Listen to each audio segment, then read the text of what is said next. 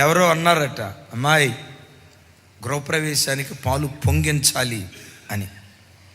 ఎప్పుడో నేను దైవ సేవకురాలు చెప్పామంట, పాలు పొంగించే కార్యక్రమం అది వాక్యానుసారం కాదు.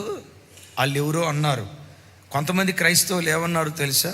పాలు పొంగించాలా. ఎందుకో తెలుసా? లేఖనాల్లో ఏమని రాయబడిందంటే, నీ గిన్నె నిండి. వాడికి ఆ వాక్యం అట్ట అర్థమైంది.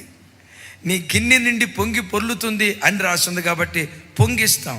వాక్యం దాన్ని ఒప్పుకోదు. ఆ రోజు కొన్ని వివరాలు చెప్పాను, లైవ్ లేకపోవటాన్ని బట్టి.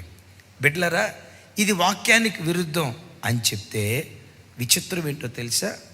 ఆ తమ్ముడు చెల్లి మేము పొంగించాం, తోబుట్టువులు రానన్నారు, చివరికి కన్న తల్లిదండ్రులు కూడా రానన్నారు. కాళ్ళు పట్టుకొని బ్రతిమలాడారు, కన్నవాళ్ళమ్మ మీరు రాకపోతే మేము ఎట్లా బ్రతకగలుగు, పాలు పొంగిస్తేనే వస్తాం, తల్లిదండ్రులుగా మిమ్మల్ని సంతోషపరుస్తాం, కానీ మొదట దేవుణ్ణి సంతోషపరిచిన తర్వాతే మిమ్మల్ని సంతోషపరుస్తాం.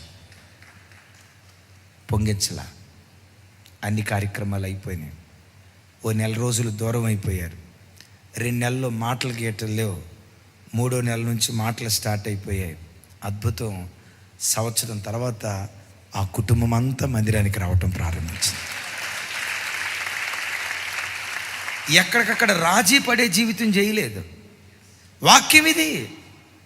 ఏమండి, ఆడపిల్ల శరీరంలో జరగాల్సిన ధర్మం జరిగినప్పుడు, పెద్దమ్మాయి అయినప్పుడు 7 రోజులు ఆకుల మీద కూర్చోబెట్టడం ఎవడి పద్ధతి?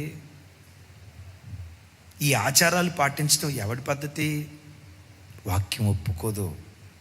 బంధువులు చెట్లు అన్నారు, చుట్టాలు చెట్లు అన్నారని ఎవరి మాటల కొరకు వాక్యాన్ని ప్రక్కన పెట్టొద్దు. 7వ నెలలో సీమంత కార్యక్రమం చేయటం ఎవరి పద్ధతి? వాక్యాన్ని ముందు పెట్టుకో.